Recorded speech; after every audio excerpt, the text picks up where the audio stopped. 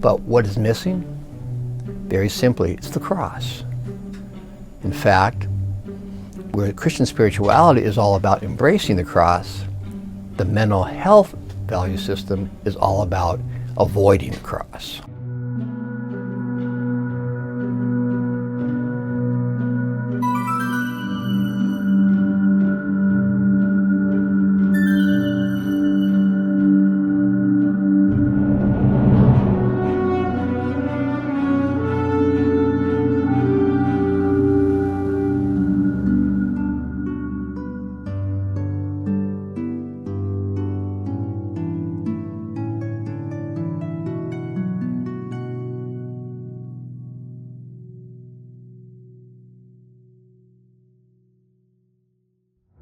All of us, either ourselves, our family, or our friends, have received diagnoses from the professions sanctioned by the mental health system.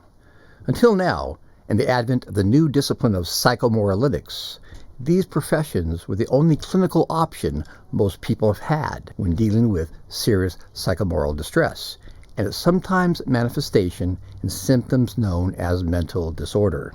The monopoly of these designated mental health professions, be they clinical psychology, psychiatry, or the many counselling services, is thanks to their being promoted, marketed, and subsidised to the hilt by the mental health system, a complex controlled by the state and the insurance and pharmaceutical industries. It is state endorsement and enforcement, and not science, that provides the mental health system with its influence, authority, and the illusion of validity, while it is the insurance and pharmaceutical industries that provide it with its bottomless financial backing. As a result of this state control and corporate sponsorship, the mental health system and its professions have experienced an unprecedented exponential growth. Indeed, this juggernaut system is present everywhere in today's culture. Like a Trojan horse, it has infiltrated everything from schools to workplaces to churches and even the sacrosanct realm of marriage and family. In spite of the unmatched financial success, growth, and dominance of the mental health system's professions, and even though they occasionally accomplish some modicum of good, these professions have ultimately been both a dismal failure and a purveyor of grave harm, according to the very top professionals in the mental health field itself. We do not know the causes. We don't have the methods of curing these illnesses yet. The time when psychiatrists considered that they could cure the mentally ill is gone. Why has the mental health system, with its various professions, failed to find a cure? And why has it only worsened the symptoms of so-called mental disorder? Because the mental health system has a dogmatic belief in the biological basis of mental disorder. That is, it views the human person as a soulless, spiritless, and non-transcendent being. And not only is this reduction or dehumanizing of the person the overriding academic orientation of the mental health field, but a mandate enforced in the most real and practical terms by that field. The mental health system, again a cabal of state, insurance industry and big pharma, for all intents and purposes, has under it the entirety of mental health services. Even the theoretical and academic aspects of the mental health disciplines, or those schools of thought that deal with human psychology, are controlled by the mental health system. If these schools of thought are actually to be clinically implemented and practiced as professions, there's a required state licensing, as well as multiple layers of state academic accreditation, which demands, at bottom line, an acceptance of the DSM conceptualization of the human person, which again reduces man to a soulless entity. The state enforces this purely materialistic view and perverse agenda by statutory coercion and monetary control via the insurance and pharmaceutical industries. When it comes down to statutory discipline, professional ethics, or financial recompense, licensed mental health practitioners simply must abide by the Bible of the mental health system, which is the unscientific diagnostic and statistical manual, and all other theories or other elements are held to be either irrelevant, invalid, or unacceptable. Note that the mental health field and its professions, be it psychology, psychiatry or counselling, are taken here as a definitive whole. Though in specifics they may differ, these specifics are considered inessential. Practitioners are allowed their quirks of conceptualization so long as they ultimately ascribe to the mental health system's bottom line and overriding reductionistic conceptualization of mental health.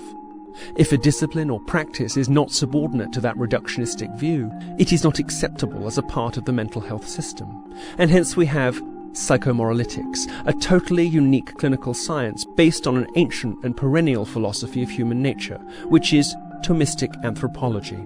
The mental health DSM medical model is neither medical nor scientific. In addition, its philosophical understanding of the human person, its anthropology, is diabolically false. But though based on a demonstrably invalid science, the mental health system continues to grow. Again, the mental health system's influence, authority, and prestige derives not from scientific validity, but from the endorsement of the deep state and the bottomless financial pockets of the insurance and pharmaceutical complex. Dr. Dilsaver, thanks for joining us again. I wanted to ask you about your experience going into the field of psychology and my experience as a seminarian at the North American College, or NAC as they call it. So everything you've described has also infiltrated into the seminary system, at least at the NAC. I imagine other places as well. There was a lot of hoops to jump through, so I had to have psych evals, Myers-Briggs, a Rorschach test, which are the ink blots. I had to have all those, and then I had to go over them with the house psychologist at the NAC, who was also a priest. And we went over different things like that. One was a Rorschach test, I remember, because he said there was some concern that I wasn't in touch with my emotions. And I asked him, what are you basing that on? And he said, well, because there's colors, in some of them, and you didn't comment on any of the colors, and, that suggests you're not in touch with your emotions. And I said, well, how do you know I'm not colorblind? He said, are you? I said, I don't know, I've never been tested. And he said, well, do you think you're in touch with your emotions? And I said, absolutely. And he asked, how do you know? And I said, well, because you're making me very angry right now with this silliness. And there, I've just named it, I'm angry. So that was one thing I went through. I wanted to see, did you have similar hoops to jump through, maybe even worse? Could you tell me a little bit about that? Well, absolutely. There's the weeding out process in the seminaries, as we well know, throughout. And so, unfortunately, oftentimes, it is the psychologist who's the gatekeeper and who gives the reasons why to bar this man from the seminary or the priesthood. But they're not necessarily valid Catholic reasons. So the same process, of course, takes place in psychology, and even more so. It's a very, very controlled field. And today, really, to get through those hoops, you have to pretty much drink the Kool-Aid. Honestly, that's what it felt like too. And it's interesting because it felt like this man has a lot of power over my future right now, asking me these ridiculous questions. Another thing I noticed was from the same interview was there was an obsession with human sexuality. So they had asked me a lot of questions on the test about, and I mean very, very pointed questions. This wasn't like a biology exam or something. This was very pointed questions about my knowledge, and which would be about my experience as well, is really what they're asking. And so he said another concern that they had was that I only had a textbook knowledge of sex, to which I responded, well, Father, I'm preparing to be a celibate priest. Would the NAC prefer I have an experiential knowledge? And he kind of didn't know what to say, and then he quickly bumped on. But I just noticed there was a lot of that. I mean, could you speak to that too, and some of the damage that might do, especially if you're preparing to be a clergy? Oh, absolutely. When I work with men that are candidates for the priesthood, I always want to ask a question that discerns their psychosexual development, because we want men that have a normal heterosexual orientation. And why is that? Because entering the priesthood, when you give up marriage and family, that is the validation for the good intent. That makes it sacrificial from the beginning, so it's not aggrandizing or self-seeking.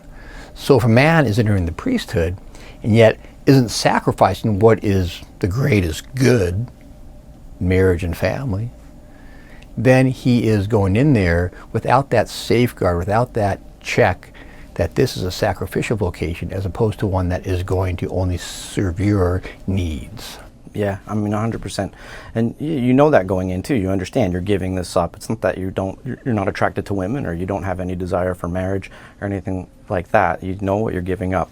But the way they questioned and stuff, it was very too technical, really. And this is an interesting thing too, because they do that in psychology. You do that in group. You do that if you will, you spill your guts. Right there, number and times and all sorts of details. Well, number and time of a sin, well, that's for confession. You have to say that. You don't have to go into the details. In psychomoralytics, it's not the specifics that matter so much, but what led up to them. What was the disposition of the soul? And then what do you do afterwards in the wake of that sin? There you say yes to that humiliation and sorrow of your failure, and therefore allow compunction to develop. Yeah, exactly. But you don't specify, you don't stay fixated on the sin. Right. That only makes matters worse. Right. Right. In fact, the details you give enough in your confessions, of course, but I didn't understand why I had to go over any of that stuff with this pre-psychologist. I want to switch gears just a little bit.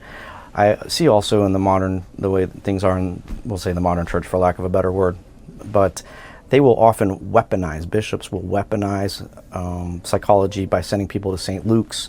They do this to seminarians as well. They'll put you on a pastoral year. They'll say, well, he's not fully, I forget what the word they use. They say he's not integrated his interpersonal skills. That's it. They say he hasn't fully integrated his interpersonal skills. And they'll send him for a year where he has to see a psychologist and this and that too. Could you speak to that some? Mm-hmm.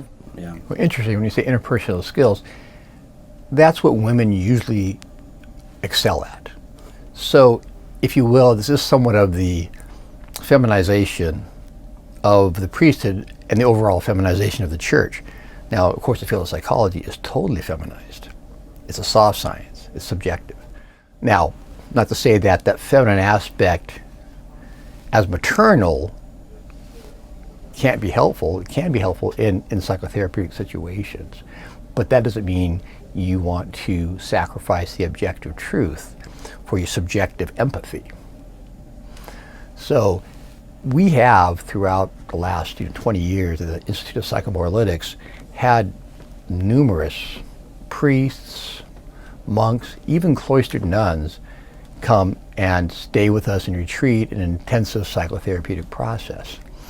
And oftentimes it is at their request to go to the Institute of Psychomoralytics versus these other institutions, which, even though in the past 2 or 3 decades they've been cleaned up a lot from how they were in the 60s and 70s and 80s. I mean, they were cesspools. They've cleaned them up, but they're still based on this false, erroneous, and dangerous mental health conceptualization. Yeah. As far as the church embracing modern psychology, what do you think is the worst aspect of this? So, in effect, this mental health conceptualization, its false values, has supplanted traditional Christian spirituality, the result being absolute spiritual death. But it needn't be overt.